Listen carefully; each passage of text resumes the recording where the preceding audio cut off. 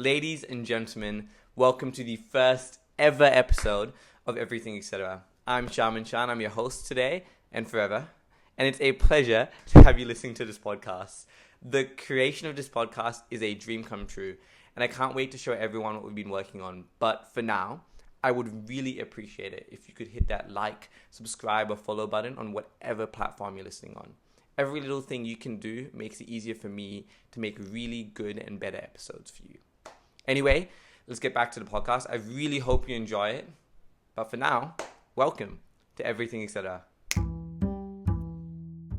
Ladies and gentlemen, welcome to the first episode of Everything Etc. I'm your host, Shaman, joined today by a very special first ever guest of the show. Rahil, Mehta, give us a wave. Hello, guys. Sorry, I'm a bit nervous. So am I. Okay. It's a pleasure to have you on the show. Now, it's a pleasure to be here. As the first guest in the show, also shout out to our cameraman, Abdul Sariq. He wanted to do it. He'll make a cameo. Yeah. But as the first guest in the show, we got a few traditions. We got to set down pace, right? And now, because the audience obviously doesn't know who I am, even though I probably look like a lovely person, you probably look like an even lovelier person too. Thank you very much. We're gonna start off with a simple game I've devised. Yeah. With the help of our guest Rahil. Okay. Now this game has a few really simple questions just to get to know us on the surface level, and hopefully the audience from this first episode can listen to what we're talking about as we talk about stuff and learn a bit more about us, and get pretty set in their footing for the next few episodes when you eventually return, right, Rahil? Yep. So, hopefully. We're starting off with our first question. Are you ready? Yep. You sure you're ready? I'm ready. Cool. Question 1. What is your favorite color? I think my favorite color is navy blue. Navy blue. And in the bloopers, this guy already laughed at me about this, so he's not laughing as much this time. But it's a very sophisticated color. It's a sophisticated color. People usually think black, red, blue, but like I'm into the niche. I like navy. Yeah. Yeah. In return, what's your favorite color? My favorite color, good question, is that's actually a really good question. I don't know. I don't know what my favorite color is. I think it always was green growing up, like a green, like a. That is a terrible pick. Like an ocean green, right? But I reckon it's red now. It changed. I always wear red. My Note phone that is red. this guy's very Christmassy and jolly, so green, red. I like. Yeah, I reckon. I think that's where it's come from. It's red. I reckon. You know what I really like? I saw a video and it was like, I never had a favorite color, and then my girl guessed that it was yellow, and so I just agreed, and ever since then, yellow was her favorite color. Damn, that guy's in love. Yeah. And imagine she gets yellow, he thinks of her as yellow because she's like the sun. Exactly, I know. Yeah, and then you just keep seeing yellow everywhere, and then that's just your favorite color now. Damn. That is so They beautiful. can't break up now. Next question, Rahil. Yeah. Favorite movie? Okay, look. This is actually a basic pick, but it is Interstellar. Hear me out. Real. Okay. And actually, no one needs to hear me out because immediately all of the viewers are like, oh, obviously. Yeah, obviously. There's literally there's probably no other answer that's right. But it's like an emotional journey. Real. And brilliant cast, beautiful cinematography, incredible storyline, and the whole time you're just watching and you're just like, damn. What's going to happen now? Yeah. Honestly, I think The Prestige is better. Yeah. I'll do it off cameras. It's okay. It's Nolan or nothing. Yeah, that's honestly okay, but that's not my favorite movie though. Oh, the viewers will learn to learn that I'm a massive Spider-Man junkie. That is true. I'm a Tom Holland fan. I love him. Okay. My favorite movie is Spider-Man 2. Wow. Because it's it's probably not the best movie I've watched. Interstellar, Prestige is better. Yeah. It's not about how good of a film it is, but it's about how it means to you. Okay, so I wouldn't say it's my favorite film, but it's my favorite movie because it's my go-to thing. I watch it all the time. You do know that a film and a movie yeah, but I'm saying synonymous. Yeah, in the sense that a film is an art, it's art piece, art, you know right? What I mean? But a movie's you sit down to entertain yourself. You know what I mean? Both you entertain yourself. But actually, that might be true. Yeah, I wouldn't watch Interstellar every day of the week. Yeah, but I'm not a film kind of guy. That's fair. I like watching shows. I loved Breaking Bad. Yeah. And I've watched that a couple times. That's fair. And then Suits is a good. I still haven't finished it. And then there's shows that are comforting, Brooklyn Nine-Nine or Big Bang Theory. Real. You're just I'm so bored. What do I do? And you put something like that on. I reckon Spider-Man is my comfort thing. Okay. Because I just watched Nosferatu. Have you heard about that? No. It's Lily Rose Depp movie. Yeah. What's his name? You know the top William review Dafoe.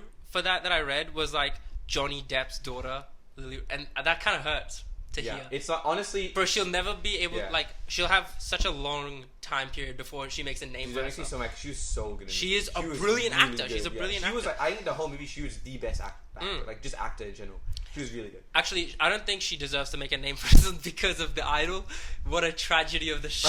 What a tragedy of a show. The Weeknd can make good music. Let's not. Yeah, let's not see that. Come on, honestly. my boy. Stay in your genre. Stay there, man. Stay in your genre. But you're not Childish Gambino. I watched that, right? Yeah. And it's like, it's not. I don't think it's a movie I liked, but as a film, it was so good. Like, it was artistically, it was so good. Like, I didn't like the plot as like something I would like, but artistically, as like a film, it's a good plot. Like, it makes sense. It's hella weird, kind of, but like, it made sense. It looked really good. It was a cool concept. It's like a remake of an original. It was so cool.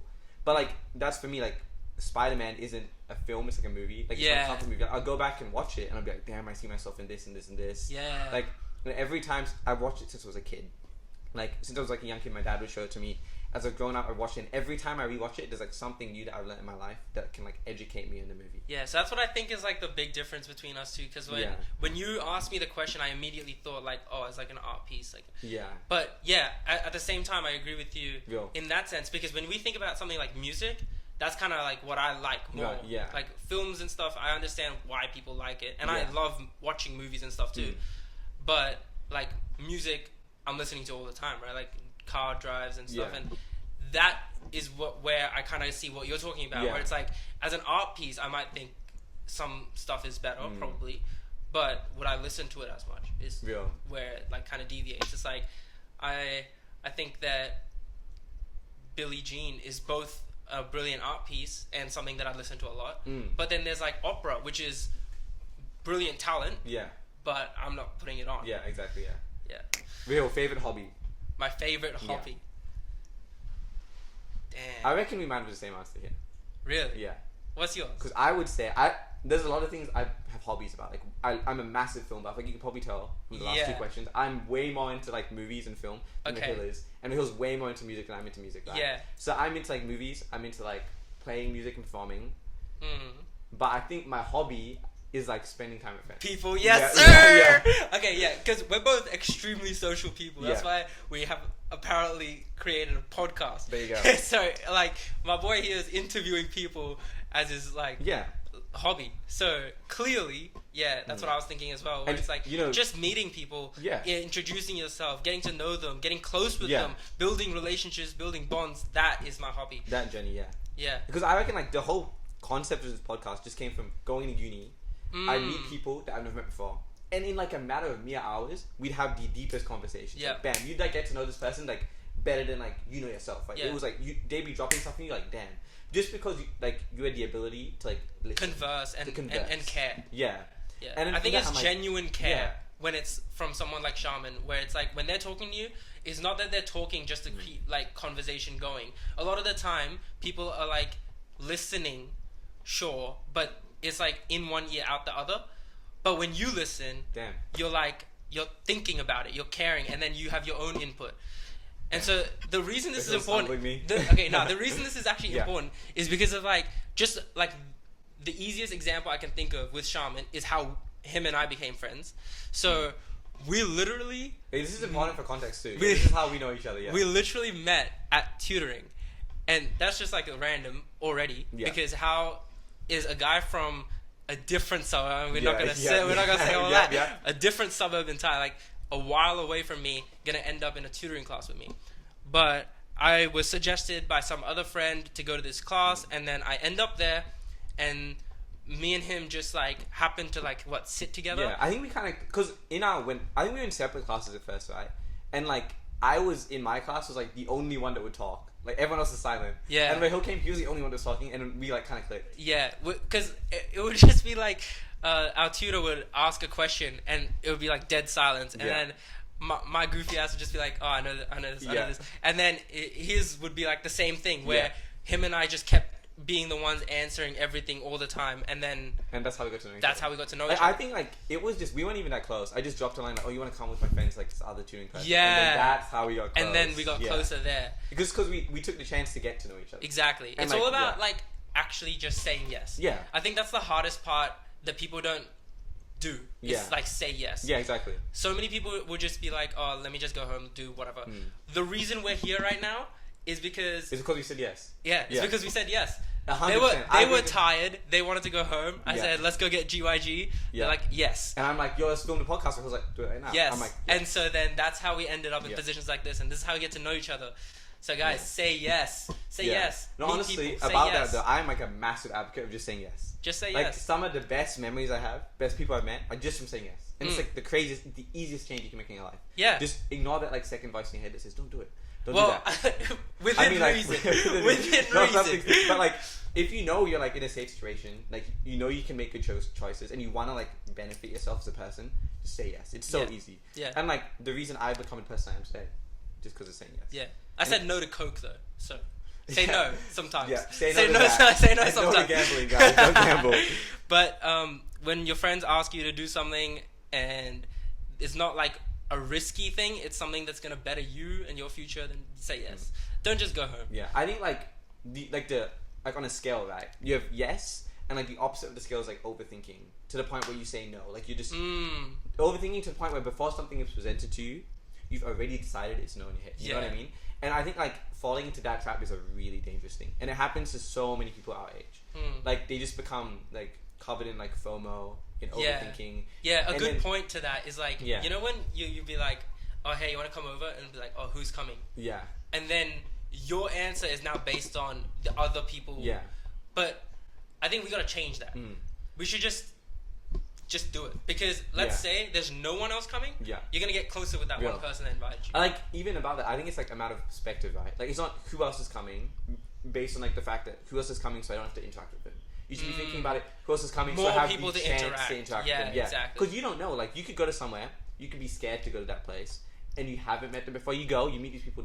That's the best friend that you may have never met. Yeah, fact. It's like you change the perspective slightly, and thinking it about like who do I get the chance to meet? Yeah. Not who do I not want to meet? You know what I mean? Yeah. Yeah. Laziness is the enemy of like progress.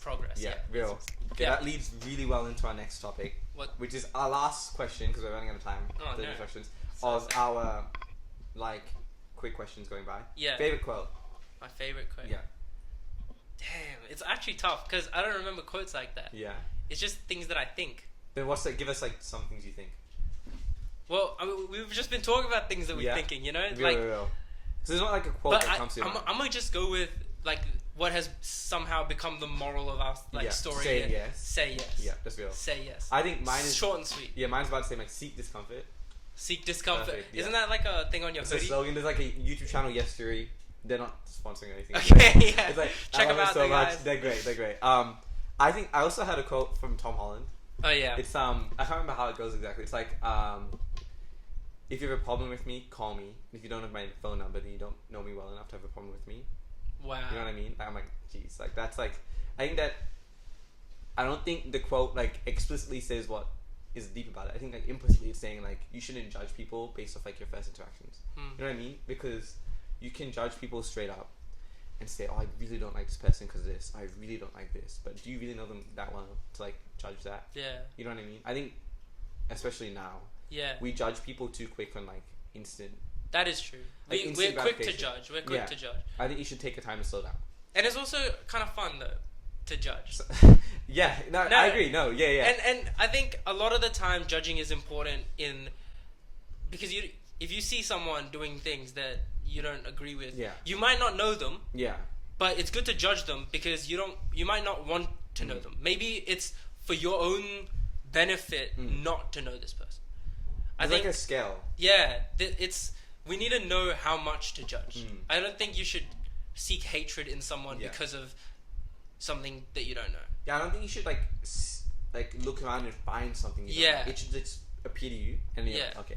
And but at the same time, I don't want to be hypocritical, so I'm making it clear. Like, if my friend has a problem with you because of something that they've experienced, then I hate you too.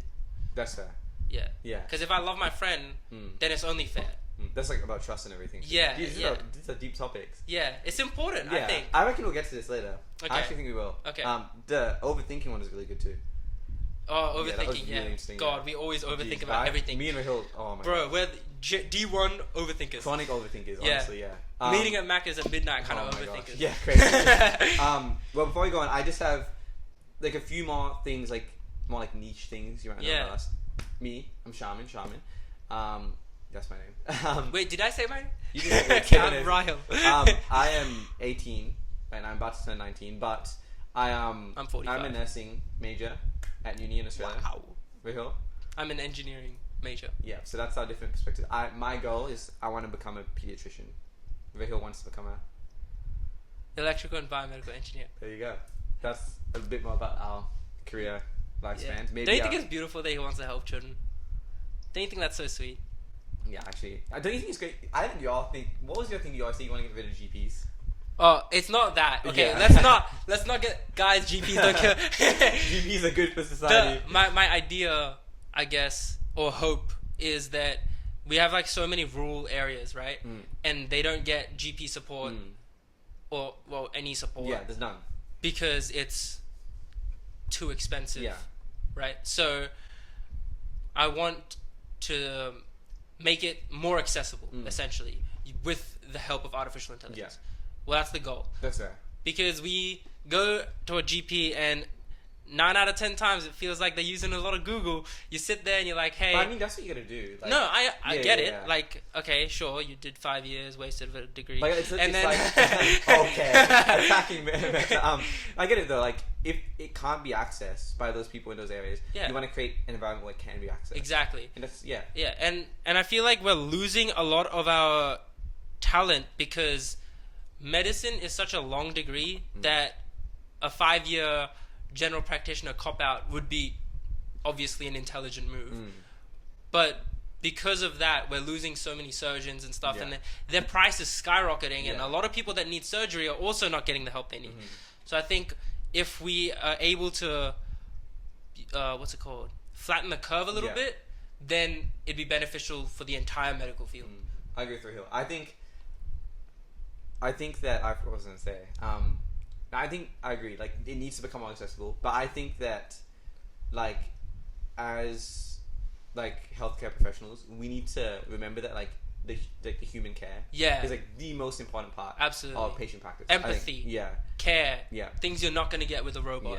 But for a rural committee that has nothing, but it's better than nothing. But you obviously still need that. Of course. Yeah. And ideally, if we can flatten the curve enough, doctors will have enough of an opportunity to go and stay. And there's like an incentive, right? Like if it's there already, you want to go help instead of you want to go and start. Yeah. Like it's like I'm not sure if we have enough time for this, so let me know. But I have like a short story. Go for it. Okay, so we actually have a family friend, right? Family friend that's a doctor in India, and he finished his university degree in India, and then he was offered a scholarship to go and practice in America. Yeah.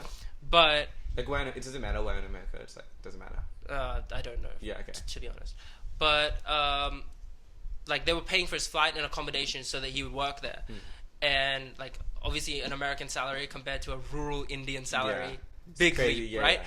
But his father was also practicing in medicine, and he did it in this really like essentially the slums of Gujarat, and our family friend that's a doctor, he's absolutely brilliant. Like, I went to him because I was sick. He literally, I didn't cough, nothing. He just goes, oh, come here for a sec. Did a stethoscope. It's like, oh, you have a bad cough, about 4 days. And I'm like, oh, holy shit, what the fuck, how'd you know that? Yeah. And he's like, oh, don't worry about it. And he gave me like a couple pills. Boom, 3 days gone. You don't even get that kind of treatment here in Western society. Yeah. And he's doing that in the slums, making like jack. Like, what do you think, like, him being there is like taught him to become really, really good at what he does? It's just beautiful to see that people that are like so intelligent and dedicated, that have the opportunity to do something like make lots more money in a Western society, are still able to like not, and like be like humble and say that, hey, I want to work in the slums where these people can't afford me if I went there, and whoever other doctor comes in, I can't trust them either. So it's just pretty amazing to me that someone's like able to do that. Because like such a big, for like a lot of people out there want to do medicine. Yeah. like a really big incentive to do medicine is money. Money, right? Huge. So it's like it's humbling to know that people are like not getting for the there, money. It's getting like the opportunity it's out and of yeah. love. Like Yeah, it's just right? out of love. Yeah. Yeah. And like, that's another really important thing. I don't think you can do medicine, like, obviously with the want for money. Like, even, like, studying nursing right now, it's, like, it's very obvious. Like, I remember I wanted my first placement. It's like, I was about to go in, and I had a great first day. It was eventful. Yeah. And this one girl comes up to me, she's like, I can't do this, Shaman. Like, it's too stressful. I'm going to drop out the class. I'm like, yeah, the stories like, I've heard. Yeah, like, just calm down, take a break, try again. Like, come into tomorrow with a good attitude, and you'll see where it goes. But it's like you can really become overwhelmed so quickly and just forget about like why you did it in the first place. Yeah. Props to nurses, by the way, guys. Honestly, props it's to nurses, one of the most underpaid and Yeah. overworked professions. Dude, honestly, the nurses I've met, some of them are like incredible. Yeah. It's like it's really good. Yeah, and nurses they deserve better. Crazy yeah. props to them. Honestly, yeah. Yeah. Yeah, but there you go. So nursing major, engineering major. This that's where it this comes kind of from. ties in with like I think you have like what's it called, unconditional love. Yeah, as later. well. Unconditional love. We got a few things today. Yeah. Yeah, true. Yeah. But this we'll link this back to this nursing thing actually, because I think that is a prime example of unconditional love. Yeah. Oh, of course. Being a yeah. nurse. Because like you don't get it back. Half Yeah, the time nothing you you don't get. it back. You get nothing And back. it's like you see these people for like days at a time and they're gone, and you put so much time and effort and thought into caring for this person. Yeah. And then they're just gone, and you never see them again. Yeah. But you've made like such a lasting impact in their life. But it's like a misconception. They make such a lasting impact in yours too. You That's know what I mean? true. Like it's Yeah, a lot of experiences nurses you're probably never know that, gonna people get who aren't again, nurses stories might you're not. never gonna Yeah, hear exactly again. right. And it's like this person can leave, and to your friends and family, it's like, oh, this like to Rahil maybe it's like, oh, Shaman had this patient, like, oh, they're gone now, it's cool. But to me it's like, damn, that patient like changed my attitude. Yeah. Like from previous placements, there's like people I remember from like so long ago, like the small nuances of things they did for me. It's like it's really, they're like, I don't know, it like changes you. Yeah. Yeah. In uni, do you reckon there's people you meet that are just built different? Like they're built for uni. You know what I mean? Like they're just better at it than you. You know what I mean? Nah. Really? Nah. Because I reckon in uni there are people that are just get it. Like you know, like Really? like they can study with less. They're like built for Bro, uni life, this yeah. is not what I'm thinking at all. This Right? is actually the opposite of what I was thinking. Really, because when you sit in class, sometimes you see that one person just knows everything. That was you. That was you. That was me. That was us in high school. Right, but I don't feel we like were that anymore. always like that. But now, exactly, that's what I'm Yeah. saying. We don't get it anymore. Yeah. And I don't know anyone that gets it. Yeah. The only people that are getting it are the people that are working from day one. Right. Like, I think that's bro, not wrong. yeah, but I'm not gonna change. Like, Yeah, I I wanna that- change. That's the dumbest thing, but it's so true. Like, I just don't want to change. It's like, I know that I'm procrastinating. I know that this and that. It's just like, oh, shit, sleep schedule, whatever. But it's like the memories that I'm making doing that Yeah. are worth just as much to me as my education. That's fair. I think that Yeah. there are a lot of people that I see doing really well, and they're hardworking people, but it's not like it used to be in high school where it's like you can understand the concept real quick and then it's No, just it's done. not. You have to put in the work, I reckon. Either you put in the work or you remember just enough for your exam. Yeah, and just pass. Oh, because this is what I'm thinking. You know what you said? You know what you said before about what you think we're thinking more long term in uni? Yeah. Because I reckon, like in last year, for example, I did those assessments and I just forgot about it instantly. But that is us thinking long term. We don't need that info. But like, am I really learning about the concepts? Like, do you remember anything you learned from last Math. math? I remember What about the a chemistry? bunch Do you remember it? Nah. Right, the same as like the anatomy. Like at the time I was so into it. Like I remembered it like book. But my thing is, right, if you're going to be a doctor, you're going to learn so much from your experience as a Yeah. doctor that all of this stuff is like prelim. Yeah. So by the time your degree's finished, you'll have enough preliminary knowledge that you'll be able to do your job. And that's where you're going to get your actual on-field Yeah. No, knowledge. I agree. Yeah. And so the thing that I noticed for my degree is when I'm building something, because like, I don't know, it's like a task. Yeah.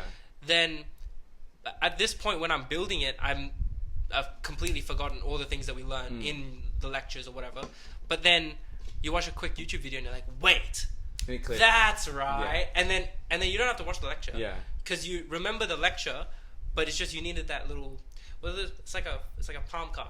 It's like a palm what's card. it called? Like a little push. Yeah, Remember? it's like a little push. It's like a little push, and I think that is what uni's all about. Like I get that. Giving little pushes. But I still feel like I'm not like in the moment. Like Really, like I want to be like, excuse me, locked in. like 100%. Like I know I'm doing the assignment for, but it's Yeah. like I'm doing the assignment to finish it. You know what I mean? Yeah. And I don't think that's a good Really? Good way to think about it now. I reckon. Like, when you look at something to finish it, I don't think that's a good way to do it. I think you should look at it as to do well. You know what I mean? Yeah. I Yeah, reckon. because, okay, in high school, him and I were... To do well. Yeah. You were to do well. We're acing. Yeah. Like, that's the goal from the beginning. We're getting 100 or nothing. Yeah. And now, I'm a fours open doors kind of guy. I'm above 6, I'm happy. Like, Yeah. Oh my god, if I get a 6, I'm crying in happiness and joy. Really? Bro, I'll be doing my exam. I'm just like counting marks. Just like, see, nursing isn't okay, that look, hard. 2, That's why. 4, 8. Oh my god, wallah, I passed. And so then I'm like, I get out the exam and I'm like, okay, calm. Man, Not thinking about it, in and out. I came out the physics external exam. Yeah. I was thinking about this 1 mark. I'm like, nah, I fumbled. Right. I'm right, but it's I'm in just tears. not that hard for me. Like, in nursing, it's just not that hard. Like, I Okay. just don't think about Maybe it's the degree. Yeah. Maybe it's the perspective. Maybe it's both. Mm. But I don't know. A lot of us. Oh, actually, I still know a lot of people in engineering who are like what we were in high school, where it'll be like a couple marks and it'll just be like, "Nah, I didn't do well enough." that. Right. But that's that's like, just our not mindset me. shifted so quickly. Yeah, like, I it's know. insane. I know. Yeah. I think for me the reason was I gave up so much last year. Like no, not last year, the year before. Oh, no, you year didn't. 12. Yeah, because I remember coming up to externals. Mm. I remember this guy was like every day, Yeah. what, like 8 to 3, right? No, wait, no, night times. Every night. Oh yeah, every night, right? He was in there, like just Yeah, staring, I was locked in. every- Like I would go to SLQ or I'd go to Yeah. UQ, and then I would just be like studying, and then But I was like, he was not like during that time, I was like, okay, this is like my last few weeks as a kid. I was like, trying Let to go me out with be friends. on- yeah, I just- remember Across the Spider-Verse came out during that time. I watched that movie 3 times. Yeah, and before I he was started. always going out, doing things, Yeah. having fun, and And then at the end of the day, we ended up with the same exact ATAR. same ATAR. And then I think that's so poetic, honestly. it is kind of Isn't that like crazy? It's kind of Yeah. beautiful. And then once we got to that point, I don't know. I was so disappointed too. I got my ATAR. I opened it, dead silence. It's such Get in like, the car, go home. I was like 99.35. Shit. And then we just didn't talk about it. It's not even like worth it. It's Yeah, just another- none of it is worth Yeah. anything. And I'm doing a degree. I need a 97. Hmm. Like, I could have What done was that in my it even sleep. worth for? Yeah. Like, why were you trying to get so high? You know, you ask yourself these questions at the end of the day. Yeah, Right. but it's not that I don't appreciate that I did it, because now because of that blessing, I'm able to tutor students, and like if I had gotten less, maybe I wouldn't have as many opportunities as I do now. So like still, That's a really good perspective, actually. yeah, like if you and I didn't do this well, Yeah. I don't think we'd have as many We'd be, students. yeah, we'd be much. Yeah. Like our Yeah. our primary source of income is teaching other people. Actually, you know what's interesting too? Do people judge you on your ATAR? Because at uni, so many people would judge me on my ATAR. Like, just straight up. Or the cost, there's like a relationship between the cost you're doing and the ATAR people think you got. And then they would judge you based off the cost you're doing because they think they know what the ATAR you Yeah, got is. this is a weird conversation because this is where all of the med students come in. Yeah. Like Oh, you say, med students. Oh, don't even make me sad. Yeah, Bro. The you say- clicks are insane. you say, "Oh, I'm doing med." Oh my god. But it doesn't necessarily mean they're like insanely smart. Yeah, too, I know. right? Like, yeah, y'all smart, but But like, I don't come know on. if you have like a specific situation, but I know for me, right, I was doing nursing at the start of the year. I came in knowing no one, because no one from an all boys school is gonna go do nursing, right? Yeah. So I went to nursing, and I was like, day one, I'm gonna meet people, I'm Yeah. gonna make friends. Yeah. These are my people, right? Yeah. And immediately I like went up to all the guys, I'm like bam, bam, bam, bam. We all became like pretty good friends. Like Yeah. in that first lecture, just from the fact we were guys, right? Yeah. But as the weeks went on, you start to meet these people, and you meet people from different courses. They'd ask you, what are you doing? You'd be like, nursing. And then obviously, like, the workload in nursing isn't as high as, like, let's say engineering, right? But people would look at you, and you knew they were judging, because they'd be like, to me specifically, be like, oh, like, that's good. And then they'd ask, what ATAR do you get? And in their head, it's pending, oh, they got like an 80 or something. Yeah. And I'd be like, oh, I got like a, like, what my 99.35, right? And they'd be like, oh, that. And then they treat me like instantly Yeah, differently. it's crazy. And it's crazy, yeah. But we're being kind of hypocritical. I am, at least, because when I first got into my engineering, like there was like a group, and then someone started the conversation on what was your ATARs, and then there was like one guy said like 82, and one guy said 86, and I was like 99.35, and they were like, oh, what? Yeah. And that's like it's a nice feeling, Yeah. probably, yeah. But then it's just like I've worked so hard for that, and like now. It's like, what was it all? Right. What was it all for? I get it, yeah. Mine is more like, I'm thinking more along the lines of like, I don't want to be thought of like differently compared to like my peers. Yeah. Just because I did better at like an exam than But me. I think that is all going to change the second year of uni. I think so. Because probably. in the first semester, that was a big thing. Second sem comes But now in. it's like, what did you do last semester? Yes, You know what it's I mean? all about that. And yeah. and I can't even like say the word. I'm like 5.5 GPA. Yeah. It's tough, right? Yeah, Because like, especially in nursing, it's like there's such a high ratio of people who did good. Bro, like really good. I'd be looking at the engineering group chat, and it's just like I'm thinking I did so tragically. Yeah. I'm like, inshallah, I passed. I got 5.5 GPA. Like, way... And then people are like, oh, I failed 3 courses. Bro, you do 4 courses. Right. So Bro, a lot of people I know have done that. Like, yeah. So I don't know. I think it's humbling to know that you're not. I think the competition has decreased drastically. Really? Since I disagree there. Really? I think competition in uni has skyrocketed. Like compared, because in school it's like you had competition, but not for the same opportunities. You're just competing for the fun of it. You know what I mean? You're like competing to be like, bro, I got a better ATAR than you. You know, or like it's like, friendly competition. Yeah, like me and him had friendly competition. Yeah, like me and one of my close friends, we did heaps of courses together, like Japanese. I was in school, so Japanese, English. I remember we were competing so hard for the English prize at the end of the year. We did it. It happened. I beat him by like 1 mark. We never spoke about it again. Like it's just. Oh, fun. I'm not like him. I'm not like him, bro. Okay, 19 out of 20. Who? 19 out of 20. Who? You don't do that. I ain't be doing that. No, it's because no, but in uni, right? I don't know if it's the same for you, but for medicine, bro, it is like Well, competition. the competition to get into medicine. In getting into, but Yeah. not within the course. Within the course, you probably not. Yeah, but like And engineering, between us, no competition. Like maybe a few people think that way, but me personally, like we have like that friendly competition still, just like high school. Yeah. But everyone is just like, or at least all of the people that I'm friends with have the same mindset where it's like, we're gonna do well. We know we can trust our abilities. Yeah. And we know we're gonna lock in eventually when it's important. Yeah. So we're gonna be fine. Yeah. We're stressing heaps. Yeah. But we'll be fine. That's fair.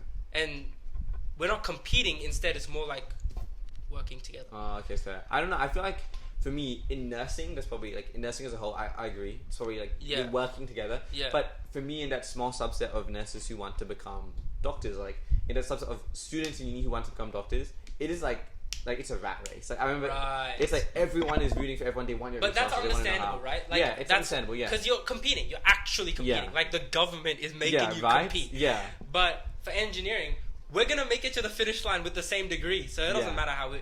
If I get there with a 7 GPA, you get there with a 5 GPA. We're getting the same piece of paper handed to us. So then that's why I think we've diminished a lot of that competitive. Yeah. I spoke to Abdullah about it, but I'm so scared that the people I'm close to now will not be the people I'm close to like in a few months. You know what I mean? Yeah. Because I was like, me and Rahil haven't for the last few months.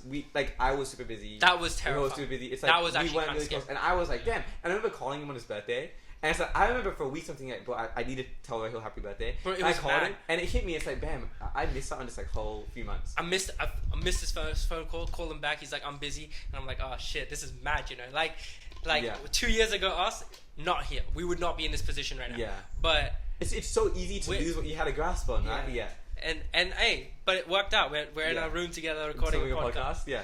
But it's weird. Like I don't want to lose anyone. Yeah. You don't lose anyone. It's like finding good people is such a gem in a world of like coal.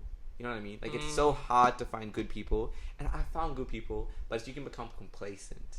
You know what I mean? You can find good people and become complacent, and then you lose them. You know what I mean? And then that's Chad, what does sad complacent mean? I actually don't know what that complacent means. Like you become like comfortable in the idea of having them. Taken for granted. You take it for granted. You're not doing what you need to keep them, right? And it's like I know. That's like as soon I literally come back from India after like a month and a half. I'm just calling. I'm going. Hey, all right, we'll meet today. We'll meet today. Going through all of the people. Yeah. Like you have to put time in. In fact, 9 out of 10 people, I think, are the people that are gonna sit on the sideline and wait for someone to make a plan, and then they're gonna go. And that comes back to you saying the say yes. Yeah. Seek discomfort. This is not just actually. Let's take say yes back. Say yes, and also get people to say yes. Like you want to actually initiate things so that they come. Be out there, bro. Like you want to be out there. Yeah. You know what I mean? You want to go host that party. Go go somewhere, do Right. something, and then like get in people to public come. too, like when you do something, like me and Rahil do some like pretty stupid stuff. We used to in public sometimes. It's like Used to. I climbed a crane. Wait, what? Yeah, recently. Wait, you didn't tell me about this. Was this Yeah, in India? no, just like 2 days ago. What? Yeah. Do you know about this? Yo, we're cutting to that later. No, it's like the people that see you doing it, bro. They're not gonna care in like 2 minutes. They're gonna look at you, forget about you. You know what I mean? And it's like you're missing out on so much because like you're overthinking it. Yeah. You're not saying yes. You know what I mean? Yeah. That's Yeah. crazy. That's the Just go. yeah. Do things. Mm. You won't regret it unless you do. And if you do, then that's okay. It helps your character develop. Then you know what to do next time. Exactly. It's a learning. It's a learning. You do a lot of bad. Actually, so many times I've done something and then regretted doing it. But then, Oh, that's so real. bro, 5 years down the line, Yeah. did it matter? Yeah. Did it even matter? I made a lot, especially in uni. Uni time, I made so many bad mistakes. decisions. So many bad decisions. So many things I could have done better. So many Do things I fucked regret? up. Oh, I regret not going to all these parties and stuff in year 12, skipping all that stuff just to study. I regret all that, but it's alright. It made We're you, here like, now. it made you We're who you here are now, today. and now I'm going to this stuff. You know, like you change as a person because of the things that you regret. It's okay. I think regret is really important. If you don't have regrets, like, Yeah. you're not developing. The R in Rahil is for regret. Wait, what? That's why my Wait, parents named me. The R in Rahil stands for regret and renewed. Oh, damn. Quote that. Well, you know, talking about these things we regret, I think it's a good time to move into our next thing. It's about what we find beautiful. Rahil came up with this to actually talk about. It's like, What do bro, you find I beautiful? find so many things beautiful I right find so now, many things beautiful. and the fact that we've had this whole conversation Right? has just led me to like think. Just go back and forth. Do you want me to start? Yeah. You know, I find after it rains, this it's so beautiful. Like it's such a blessing to be around after it rains. And I don't mean After, it like during. Really? What about when it's raining? Don't you I think think- that's just so beautiful, bro? I think the The world is pitter-patter, most the pitter-patter. okay, actually that's true. I think it's calm. But the most beautiful the world is just after it rains. In my opinion. If I die without having danced with my girl in the rain, I'm just Oh, like that is just like preach. that's not a real Oh. death. Like I'm gonna have to come back to life Yeah. and shit. Like Some that's, La La Land stuff there, we need it. yeah, you gotta dance with your girl in the rain. You haven't watched And- La La Land, have you? No. But I looked at him and he said to nod, so I nodded. Yeah. Nah, but like, bro, rain is beautiful. It is. I think rain is so Bro, beautiful. rain is beautiful. Storms are beautiful. Sunlight's beautiful. Everything's beautiful. Everything's beautiful. Yeah. Weather is beautiful. Except in India, where it's not. It's just like cloudy and shit. Damn, just Bro, you can't even see. what's beautiful in India? The people? Nah, I'm kidding, guys. I'm kidding. We've just lost 1 billion viewers. I'm an Indian. Gone. Nah, India is beautiful. Yeah. India is beautiful. People treat you beautifully. The jewelry is beautiful. The clothes are beautiful. The tradition is beautiful. The culture is beautiful. We went to temples. They're all beautiful. Yeah. But like, bro, I think you can find beauty in anything. That's like You have to look I think hard that's enough, right? that's the thing. That's the reason I added this whole thing is the fact that I think this whole thing is beautiful. We're in a small room. No, sorry, in the X-Factor studio that we hired out. Yeah, but And- hypothetically, if we were in a small room, yes, with a lamp that we found in this room. that was beautiful. We just, We put this you know, entire thing hypothetically, we put this together in like 3 minutes. That was beautiful. and it's beautiful. Yeah, And it's beautiful. And I get to speak to my close friends. That's beautiful. it's beautiful, right? We get the opportunity to do that, the chance to do Yeah. that. That's beautiful. A lot of people don't even get this. right? And yeah, that's cool. And Yeah. we're grateful for it. I think that's a thing for me a lot. I don't show gratitude. Yeah. Like my parents do a lot for me. Friends do a lot for me. I won't be like, oh, thank you. I can't do that. I try to show gratitude, but I think previously I haven't. I agree with you. It's something so easy to become I think, forgetful. bro, girls are so much better at it than we are. But like I think so. Guys are I'm so like, grateful towards let's my go. brother a lot of the time. But I am not telling that little idiot that I'm thankful for. Don't his watch ass. it, Ajay. Like, okay, guys, if you have a sibling, you'll understand what I'm talking about. You're not meant to tell them you're thankful for them. They just exist, and you're then meant one to be day- their blessing. You know? And one day it hits you like, damn, Yeah. listen. Yeah. Has that happened to you? That's true. Right? Yeah. So Yeah. yeah, we're grateful for a lot of things, but we're not going to show them. Yeah. But yeah, I think that's the overarching aspect of what we think is beautiful. It's like all the things that we're grateful for is Yeah. beautiful. Food. You know what I think is beautiful? That we get the chance to make mistakes. Because so many people don't have that. And then learning from them. is yeah, also like we get the opportunity, but some people make a mistake and that's it. And you've lost your shot. You know what I mean? yeah, like gambling addicts Yeah. and stuff where they've just like made a mistake and they keep making the Right. mistake and then they keep making the mistake and then Right. Yeah. But right now we have the opportunity to make mistakes, and that's beautiful. Hmm. That's really beautiful. I think. Hmm. Yeah. Yeah. There you go. I think. Oh, honestly, there's so many things that's beautiful. Yeah, I know. Yeah. Like the opportunity to make mistakes, the opportunity to spend time together. Flowers. You know, the opportunity to waste time. That's beautiful. Like how we can like sit down and not stress about what's coming. Speeding. That's not beautiful.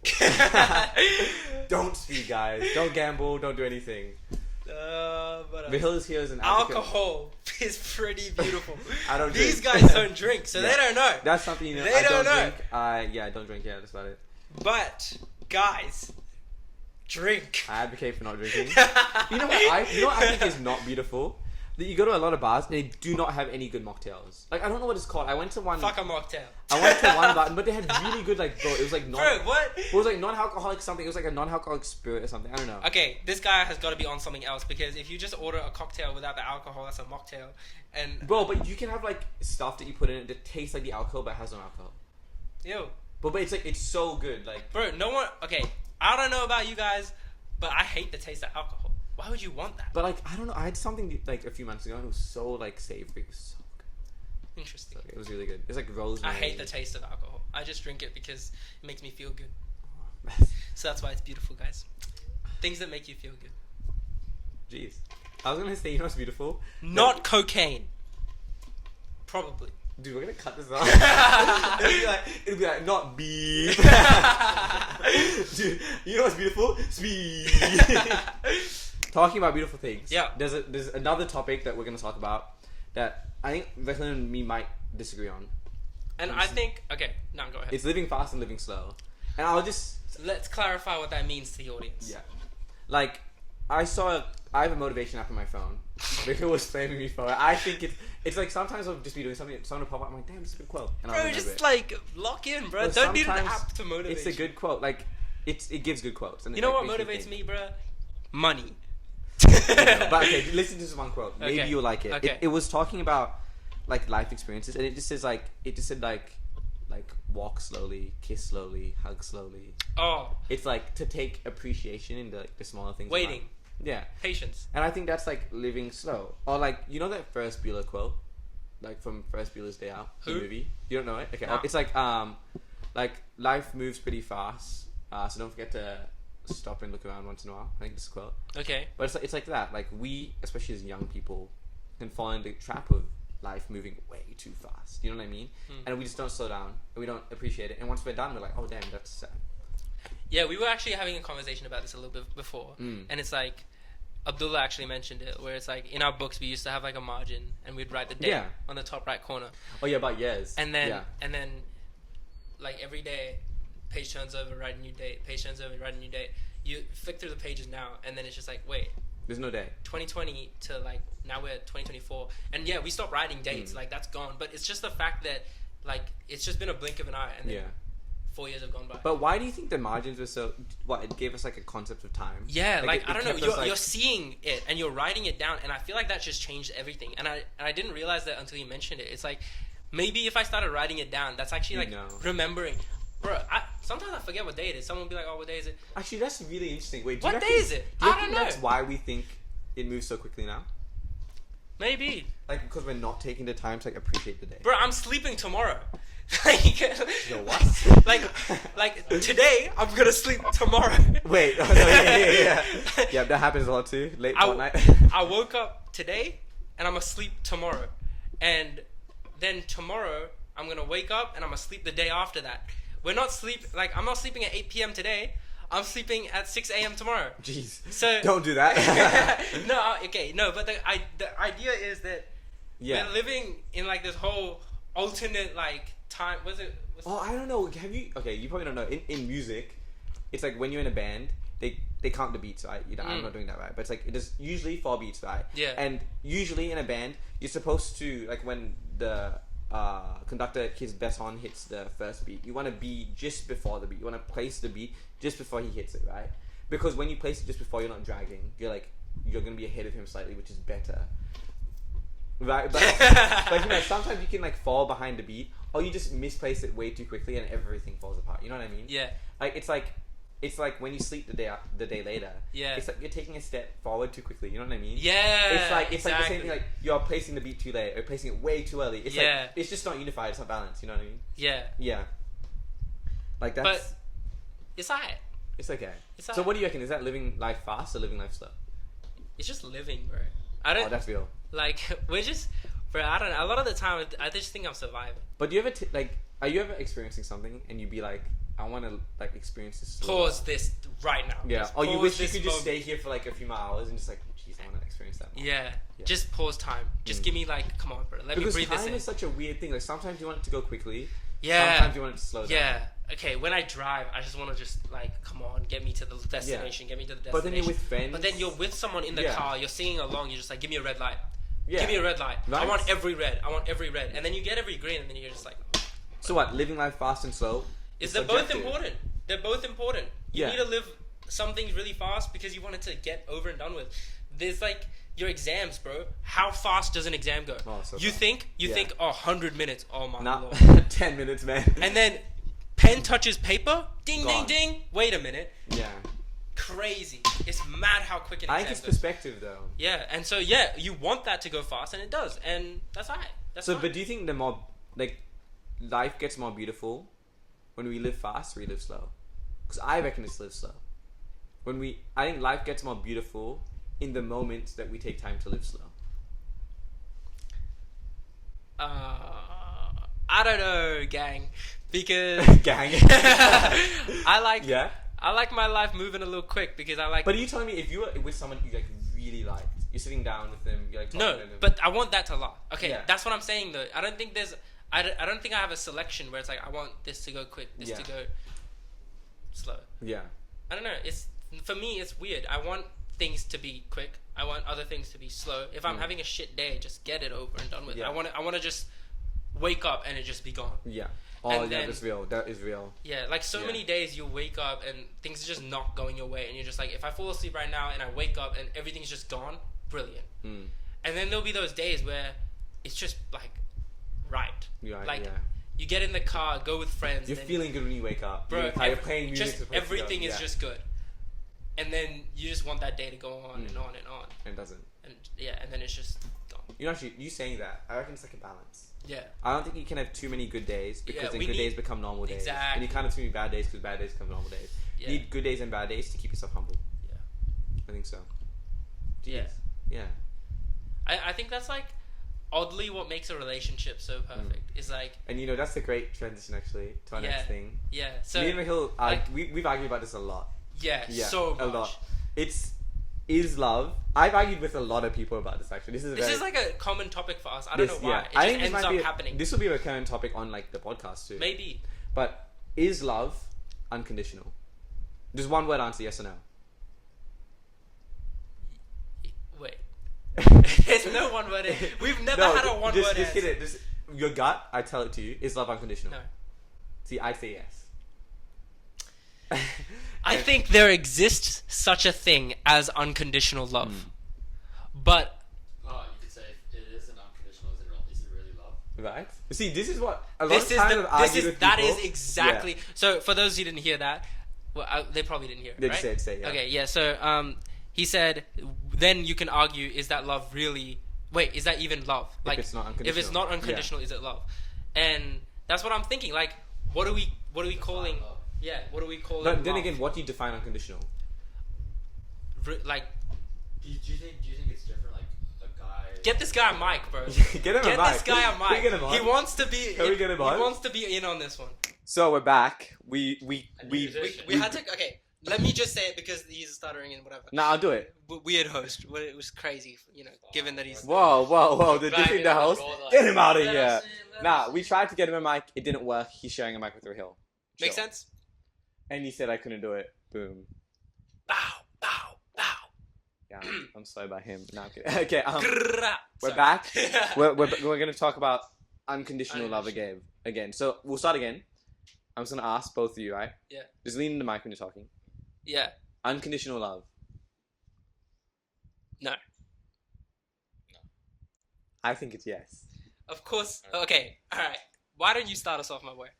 Okay, so I think what we said before. Wait, no, we didn't. You didn't actually say the question. I'll say, You is have to- love unconditional? Yeah. That's the question. So okay, yeah. the umbrella topic here Is love unconditional? like all love, like all of it. Is it always unconditional? And to that, I say no. Yeah, if you're saying like Mhm. all love, that's a really I don't think so, but I broad think category. I think love broken down to its purest form. Like you chip at it, it's broken down to just a concept of love. That is unconditional. Do you agree? Okay. See, that's why I don't agree because I don't know. Why? I think love, you can love someone without it being unconditional. How? Like what are we calling love? What are you calling love? What is love? You look at someone and you're like, geez, I'm lucky to have you and I would do anything for you. Are we talking? We're talking romantic. Romantic right? love, yeah. No, romantic but we're love. not talking about romantic. We're talking about love. Like the Okay, love let's- that I would have for my family, the love I would have Well, for my right now friends, we're, the we're love- talking about it like in the concept of like couple romantic love. No. Well, we're just That is not. no, we're talking about love, right? Like we're not like this is what I was talking with your father about just a Yeah. second ago is the fact that yeah, there are different types of love, like romantic love, platonic love, Yeah. and if we're asking about if all love, Love. is unconditional, then I say Now, I don't think all love is unconditional. okay. So then we're Because all it's on the not same like page. it's not like a baby loves its mum unconditionally. It loves its mum conditionally at the start. Because a baby loves its mum because it feeds them, it gives them a place to live. Like that's not unconditional love. But like in the concept of like romantic love, is that unconditional? Because I think at its purest form, love is unconditional. You look No. at someone and you say, Also, no. If she cheats, then I don't love her. Nah, deadass. Like I'm just saying that straight off the bat. If she Yeah. cheats, then no. I agree with that. that's That's fair. not- I actually agree with that. Yeah. Oh, I don't. If But Do you think it? if you have the ability to cheat, you never loved. I just Ooh, well, yeah. okay. I don't disagree about that. But the first thing, I think, like if someone cheated, would you love them anymore? I think you would, and you just have enough self-respect to walk away. I don't think that's a question of do you love them anymore. Yes or Perhaps no? it's like a thing that you need to know only from experience. To be Maybe, honest, yeah. I don't think None you of can us have actually experience, make a judgment where it's like, oh, because I like right now, I would be like, oh, if you cheat on me, then I don't love you. Mhm. Full stop. Like, Do you think it's That's it. different? Like a guy may love a woman unconditionally, but it may not be the same the other way. Do you think it differs there, or do you think in both directions it's the same? I It's think- just like it's conditional or unconditional. I think But- I agree with. I don't know. What are you trying to say, Abdullah? Are you saying you think I it's think- not the same? I think it's not the same. I think it's not the same in a lot of situations, but I think ideally it should be the same. I think the amount you love one another could be the same, but the way you show it definitely could be different. But what You Abdullah's saying might is like shower them in like gifts. what And- Abdullah's saying though is like maybe the guy is loved conditionally by the woman, but the Yeah. guy loves the woman unconditionally. Yeah. Like maybe the woman loves the guy. So, but okay, based so on but the then now condition we're that all he's this. okay, but then now we're saying that that's like you're saying that there is no unconditional. There is a way you can have love that's not unconditional. Yeah, but we're But- saying that's not like that's not the purest form of love. That's a form of love. It's not the purest form. Like that's like a form that isn't ideal. If we can agree on that, like you reckon that's unideal, right? Yeah, of course. Right. So, but the purest form, like when you think of movie like idyllic love, Yeah, okay, film love.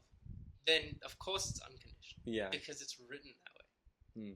Till death do us part kind of love. That's unconditional love. Do you think it should be unconditional? Do you think Of course be it should be, but will it be?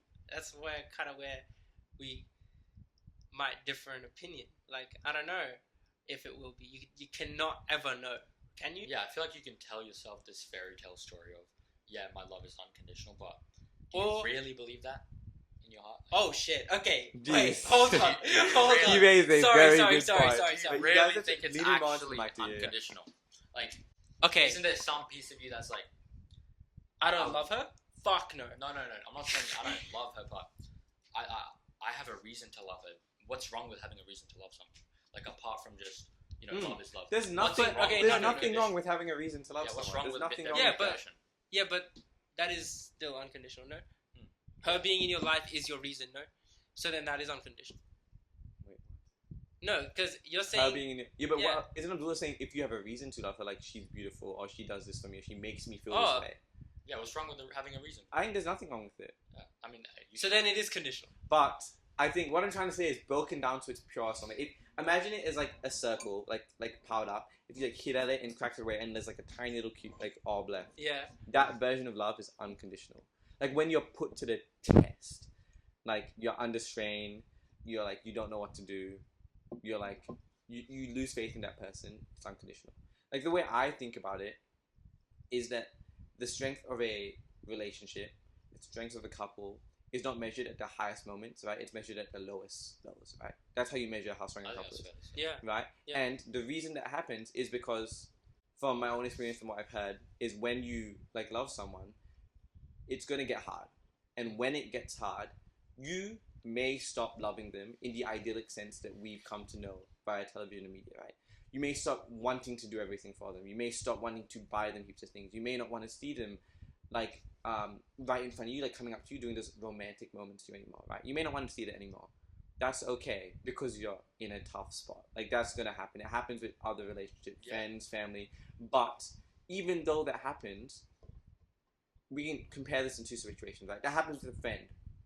Maybe you think this friend isn't worth having. I have other friends. It's too hard to deal with. We're done. You stop being friends with them. In a relationship, in a conditional relationship, you stop getting in this relationship. You're arguing. You're in a low point. You stop getting the conditions. She's not like physically being affectionate to you anymore. You're not being physically affectionate to her anymore. You've lost those conditions if those were your conditions. In conditional love, what is there for you to stay? Nothing. Right? But in unconditional love, you've lost all of that, but you still stay because you have a faith in the relationship. You're like, it's gonna work. You're willing to do anything for this person. You know what this reminds me of? Macca's. That is a story for another. That is. But yeah, I get what you're saying. Like, right? Like the first 6 months to maybe even a year of a relationship, like people call it the honeymoon phase, where everything's just perfect. You feel like every conversation you have with someone is just the best thing. But it's not. It can't get any worse. And then after that, it just slowly deteriorates. Like you go through a rough spot, and it can feel like the easiest thing to just go into a different person and have that honeymoon phase again. We can just enjoy that constant 6 months. But why would you? But is that really love? Like, isn't staying through that period? Isn't that what makes? Yeah. Love? But then was that ever love? Like if you're happy to like skip, like move that quickly off and onto someone else. I don't think it's that black and white. Like I don't think you should see like. I agree. I don't think it's black and white at all. Like there's so many things going on. Yeah. Like everyone, of course you have your desire to go back to that honeymoon kind of phase kind of thing, but you also want to stick with the person you're with. Like it's really complicated. It's not just one or the other. So it's hard. That was. Love is hard. It is, yeah. I don't know. That's like my opinion on it is based on that what analogy or like the strength in a relationship is measured at its lowest point. And at its lowest point, you may not necessarily ideally love the other person anymore. Yeah. And when the going gets tough, you stick around, and that's unconditional love. I agree with because you. like a lot of couples that you see now, you're like, wow, they're really cute. Or like your friend's parents, like, oh, that's really cute. Like they made each other, they stayed together. It's like, yeah, they went through that stuff. They could have left each other. 90% of couples would have left each other. Like they would have been, this is too hard. Let's go. They're gone. Cool. That's conditional love. What, you were with them for a condition, they made you feel nice, cool. But these people were in it because they like loved the other person. They didn't love the way the person made them feel. They loved the person for who they were as like a person. You know what I mean? It's like there's nothing wrong, like Abdullah said, with having a reason to love someone. There's nothing wrong with having a reason that you feel loved. Like you can love someone because like, oh, she makes me feel happy, or she makes me feel like I'm the only person in the world. But fundamentally, you should love them for the person they are. Because when it gets tough, and those like factors of she makes you feel like the world, she makes you feel happy, aren't in play anymore because they're in the air, that's what you come back to. And if the foundation isn't built on the unconditional love aspect, it's like a castle built on sand. It'll just like crumble. It's like if your relationship is built on conditional love, it may seem strong at the start when you're like exchanging interactions, when you're having arguments. It may seem like upfront short, like in the short term, and like at a low level, it may seem like it's working. But when it gets tough, this is what I'm trying to say. When it gets tough, it's like it comes down to unconditional love because you need to have that base, or it doesn't work. Maybe this is like one of the things that you and I don't have enough experience to actually comment on, because like we're thinking about it in a specific way, but then if we were put in the position where it was like, how much do I love this person that I'm with, then I think our like perspective would change. And like the way like Shaman is talking is just making me think about like what like the perfect scenario, like the perfect relationship should be like, where it's like that's real love. Like you just like straight away, the description makes you think, oh, okay, that's love. But when you think about like just normally, when we're just thinking like, oh, I love you, but I feel like that the sentence has lost so much meaning recently. Maybe not recently, but in our generation at least, I think we've lost a lot of that meaning. I don't think it's lost meaning. I think it's lost like. Well, like like understanding. Yeah, it's like depth. It's lost so much depth. But in reality, if we are saying I love you, then I think we would want it to mean I love you unconditionally. I think it's just like saying it abbreviated. But I think that's a really interesting thing to say, because I think when people say it, they say it when people hear it, they hear it, I love you unconditionally. Yeah, but when people say it, I don't think they might say I love you conditionally, and it's that miscommunication. Yeah, but I think it also depends on the way you say it. Like if I was just to like, you see, a lot of those reels where it's like, they get the number and then like they're leaving and they're like, I love you. You know that? Like, you don't love them. Obviously, you don't love them. Oh, they could. Nah. Like, maybe this type of person is like doesn't like to do those types of things. Okay, well then that's weird. But they definitely don't love you in the way that you were talking about just now. Love is a deeper thing. Like you can't just meet someone and love them. And so then that brings us to the thing where it's like, okay, does there exist such a thing as love conditionally? And so then it must. But yeah, also you're right that at its like center, at the core, it's unconditional. It's unconditional. Yeah, I reckon. I think. But if we're talking about love, then there exists the conditional component. I agree. Yeah, I think when you first meet someone, it's obviously going to be conditional.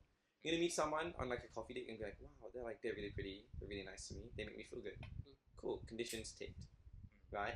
And then you get to know them, and then you get like the trust. And then you get attached, and then you do things together. You share hobbies, share interests, share whatever this, that. Yeah, and then that core starts to get built. Yeah. And then. Okay, so then we've reached an agreement. Yeah. That nor you or I are right. Yeah. Yeah. Yeah. Yeah. Yeah. We've agreed that instead. Do you think it really comes down to like a lack of commitment? Like, you know how people say, if a relationship doesn't work out, it wasn't love to begin with. Like, do you believe in that? I think some relationships just don't.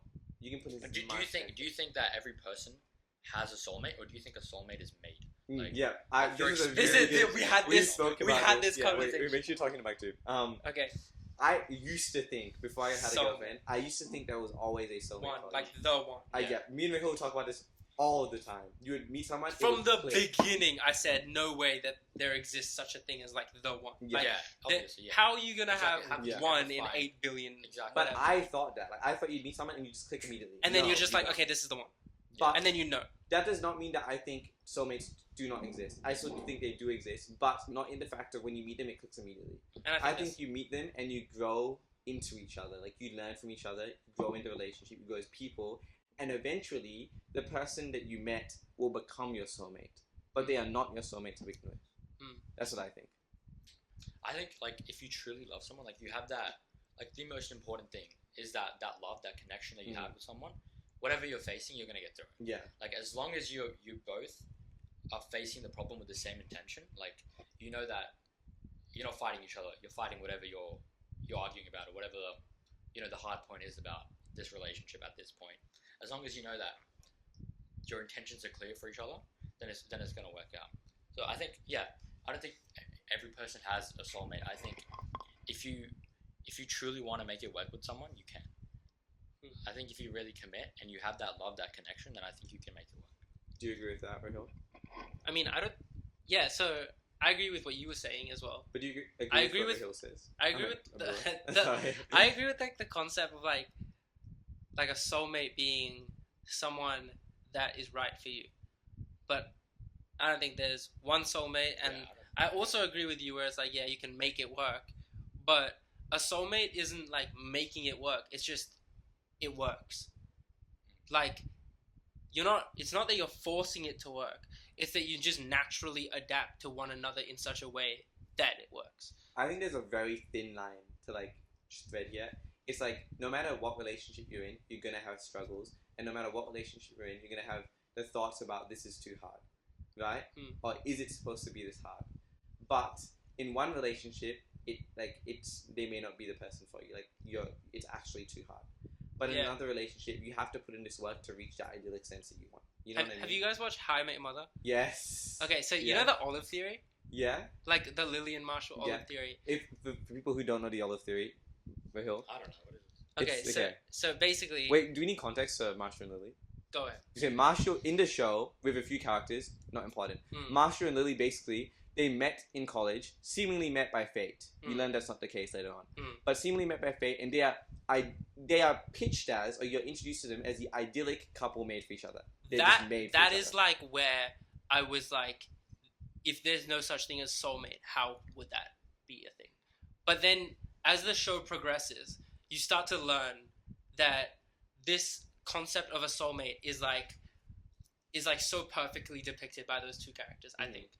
And it's like, I think for people who've watched the show, season 1 makes you fall into the trap that we discussed at the start, where like a soulmate is someone you just meet and it works. And it's just the one. Season 2 flips that on its head. You know what I'm talking about? Yeah. Right? Yeah. So then we start to learn that it was all like a ploy. Like it was actually meant in a way where it was like one liked the other, who Lily liked Marshall. Yeah, and Ted set it up, right? And Ted set it up. And so then like it was not just by chance, by fate that they ran into one another. I mean, fate and chance must have a play in some sort of way, but it was a whole like ploy. Anyway, back to this olive theory that I was mentioning, right? The olive theory is that Marshall hates. I think it's one of Lily, the other way. Yeah, like Lily hates olives.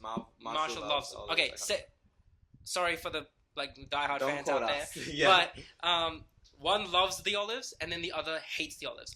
That's what the olive theory was, like, initially, right? But then we find out, towards the end of the show, that the other person didn't actually not like olives. They just always wanted the other one to be so happy that they acted as if they hated olives. But they both loved olives. It was just the fact that she would act like, oh, I hate them, so that Marshall would be happy. Like that. Do you get what I mean? Very so, like, say that us two were a couple. The ship on tonight. And you loved olives, and I said I hated olives. So then whenever we would get olives on a plate, I would obviously give them to you, right? And then you'd be so happy because you get more of the things that you like. Oh, okay. That's what you mean. So you would think in that sense, oh, we're soulmates, because the thing that you don't like, the thing that you like, I don't like, so every time I'm able to make you happy. Yeah. But then way later in the show, way later in our lives, you find out from me that I loved olives as well. I just wanted you to be happy. I just wanted you to be happy, so I always gave them to you and acted like I didn't like them. Yeah, I see what you mean. And I think that is what like a soulmate is like compromise. Compromise. Compromise, just like being able to connect with a person on such a level where it's like you're happy if they're happy. Like that is what.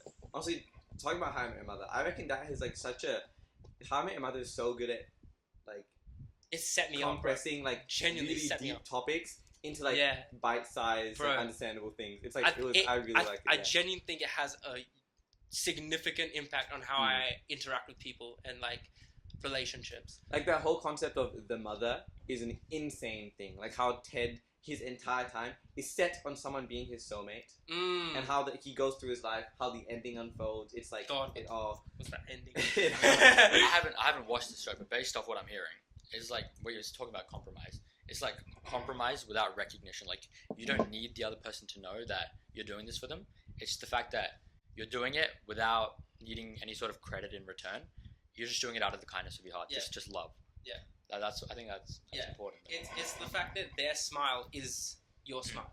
Like it's not. Yeah. It's like you're sharing the song, because when Lily was sad, Marshall was sad, just automatically. Yeah. And so when they tried to figure it out individually, they just fell apart. Yeah. Because they were better when they were. So a soulmate is like like your other half. Like it doesn't matter if it is not just one person that you happen to run into or anything like that. It's just like your puzzle piece. So do you think that to be with someone you have to be similar? Yeah, I think that's a good segue. Like, do Okay. you think opposites attract? Or This is it- a huge conversation that Shaman and I have had. We've had I this a think lot. this is a big part in your relationship. Yeah, You yeah, think about it a lot because Yeah. you talk about this a lot. yeah. Yeah. Actually, it's like Yeah. like I won't go into details, but me and my significant other are, you could argue, are like polar opposites on the scale. I am extremely introverted, but extremely extroverted, but she is like on the introverted side, and I love that. Like I love her for who she is, but it's like, does it make it hard that we're different people? Yeah, it does. Does it mean we have to go to like lengths to cater for the other person sometimes? Yeah, we do. Is it like a stress sometimes? Yeah, sometimes it's stressful. But is it worth it? Yeah, it's worth it. You know what I mean? Yeah. But And you guys will not understand like how much he's been through for this whatever partnership to work. But in my whole perception has been like, if you want to be like perfect for someone, then y'all gotta be similar. But then like I've grown to realize that I don't believe that shit anymore. oh really? Yeah, like I think that you change one another in so many ways to become one another's like perfect. I agree with that wholeheartedly. I think there are things between me and my significant other where like at the start we were like pretty different. Now I've adopted like her mannerisms and she's adopted some of my mannerisms. The way we think, it's like it's kind of molded into one. And the biggest thing I've been thinking about this like a lot lately. It's like if I had not dated her at the time of my life when I did, I would not be the person I am today. Because the fact that she is so different to me meant that I learned so much. Like I was forced to see, you know, the thing where people say when you join a relationship, you're forced to see the sides of you that you don't want to see. It's like I was forced to see those sides, like against it. I don't want to, but I did because we are so different. But just to clarify that, I'm not saying. Okay, this might get like just miscommunicated a little bit because you guys might think that hey, you need to meet someone that's so different to you so that you guys both learn so many different things. But no, it's not like that. And it doesn't always work. Like you might meet someone who is you, and that can just work as well. Like it will be just working in a different way entirely. Like if you meet someone that's like your polar opposite, like the way Shaman did, then you're gonna explore depths of one another's like he said, like you're adopting one another's mannerisms and different things about one another. But if you meet like someone who's basically you already, there's always gonna be something that's different about them. You're never gonna meet. Never gonna be the same. Yeah, It's not like you're marrying a mirror. You know, you're always gonna learn different things about different people, and at any given point in time, you're gonna like learn. Like a relationship is learning. So, yeah, you don't have to meet someone that's that different. I don't think there's like any perfect formula for what a relationship should be. There's no like, you know, this person is perfect for this person. This person's perfect for this person. It's so much more complicated than that. There's so many different little things that go into it. I really like Abdullah talk about this, and I like hearing you talk about it. There's so many different ways that different people could interact with each other in a relationship. Like there's no one set person for another in any scenario. Like even if you're completely different or you're very similar, it's not like, oh, because they're very similar they're never going to work out. Oh, because they're very different they're never going to work out. Individuals are so different to each other. Like so every individual is obviously unique. So the way any relationship is going to be in some way different to a different relationship. Yeah. So it's really specific. It's not like just because something didn't work out for someone else doesn't mean it won't work out for you. You know what this comes back to? The whole point of like, even though you're different, even though you're similar, it's gonna get tough. You're gonna get like tested with that unconditional love. You know what I mean? And then when you get tested, obviously if you're similar, you're gonna have that same perspective going into that. That similar perspective going into that conflict. But if you're different, like in a lot of cases, and you don't have the same perspective, that's when that unconditional love is really tested. Yeah. Because that's when you're like, you think something, the other person thinks something completely different, and you may not understand the perspective that they're coming from. You have to be willing to understand that perspective. Yeah. It's like a want to learn, like Rahil was talking about. Yeah, and so then like that's where like the key of like communication is like. I guess also like ego. Like, can you get over your own? Like like this is my bubble. This is like the way I'm thinking. Can you like see that you have a connection with this person? Like there's this underlying feeling of love. Like you need to use that to understand that whatever you're arguing about, it's not about you arguing with each other. It's always about the problem. Yeah. Like it's a very problem oriented like mindset. You know, like you can't just be like Rahil said, stuck in that bubble where no one can change my perspectives about this. Like I'm just gonna think about this. You have to be super way. open-minded, and you have to always. I think the hardest part about going into a relationship is like the willingness to change. Like you're not gonna be the same person. It's not gonna be easy. You're not gonna be the same person coming out of the relationship that you were coming in. It's not all sunshine and rainbows. Like, like, it's gonna get. You know. They say if it's easy, was it worth it? Yeah, Like, that's one of my favorite quotes. If it's easy, was it ever worth it? Yeah. Like does it have any value if it was just Exactly. easy? Like exactly. Value comes from that difficulty. Like if you worked really hard for something, that's what makes it valuable. Yeah, and that's why your relationship is tested. It's strongest at its lowest points because you had to work for Like it. imagine you go through so much with this person, you're just unbreakable by the end of it. Yeah. Like you're going through all these inconveniences, whatever they may be. It's just making you stronger as a couple if you continue to go through it. Yeah. And then eventually you just, it's just like you're just unbreakable. Right? That was a great way to end it off, I reckon. It came full circle, like how we think that conditional love is a part of love, but unconditional is also part of love, but they're both at different parts of the relationship. But we can agree that unconditional love is like that core, and conditional love is built on top of it, or it's also the core. Maybe that's not good, maybe that is good, we don't know. But we can agree on the fact that we think that unconditional love should be the core. It's like the healthy core. And like, can you be with people that are the same? Can you be with people who are different? Yeah, you can. It's your willingness to learn in the relationship. That's like really really interesting. That was really good. They say if there's a will, there's a way. I think if there's love, you're gonna make it work. Yeah, it'll work out. Wow, that's good. If there's a will, there's a way, and then there's love. Yeah. If there's love. Okay, we're like closing statement type shit. If there's a will, there's a way. If there's love, there's well, we need something smart here. It needs to rhyme. It needs to rhyme. If there's a will, there's a way. There's a love. There's a lesson. It is the way. Ooh. Oh, if there's a will, there's a way. There's love, and there's a lesson. Alright, bro. I guess we're gonna keep that shit in. We're back for the concluding part of the podcast. I'd like to thank Rahil. Thank you for being on the podcast. Appreciate it. It was a pleasure. Opening episode, Abdullah. Thank you for having me. For the second I half. guess in the second half of the opening episode, we love that. We knew that there'd be a cameo from the beginning. We knew it was gonna happen. It was all planned. Now to end the podcast, I should ask both of you. Sorry. Now, sentence each. We'll do 2 sentences each. Two sentences each. We'll do. There's a new tradition we're gonna start on the podcast. A lot of different podcasts have different. What do you do? Like this is the start of the project. Yeah, like we're starting this tradition, right? Yeah. A lot of podcasts have their own traditions about like things the guests do at the end to leave their mark and influence the next guest. And for this podcast, we're gonna talk about a specific duck, and you might be asking why. Now, the whole way this works is each week the guest will leave 2 like sentences of events that will happen to the duck, and it starts today. So we have our duck. We're gonna call him Pip. So Pip the duck. Rahil and Abdullah are going to determine the first events that happen to Pip the duck, and our next guest will continue on that story. You can start. So should I do one and then he does one and then I do one and then he does one? Do 2 at a time. 2 at a time. Yeah, okay. but okay. So there was a duck called Pip. Okay. Pip had 3 brothers, but Pip was a different color to all of the 3 brothers. Where do I go from that? I mean, you can say their colors, by the way. Pip has what? 3 brothers and He's black. The other 3 are white. Okay. Nah, they're yellow. They're ducks. They're yellow. He's a Well, brown. it's like a He's a brown duck. like an ugly goose situation. Okay. Pip is pink, Bro, I love But- Pip already. but his brothers are all yellow. Ooh. Oh, okay. So And your second sentence. that was one sentence. Yeah, that was Okay, right. here. Okay, and second sentence. I gotta really think about it. Yeah. We should have thought about it before. But you should have, yeah. We'll re-record this. No, this is good. I like the thinking. This Okay. is good.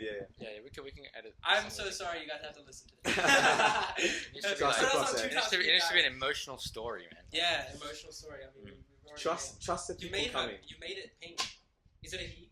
He. Pip sees his reflection in the water, and it causes him to worry. Oh. Okay. So to recap, we have Pip the duck.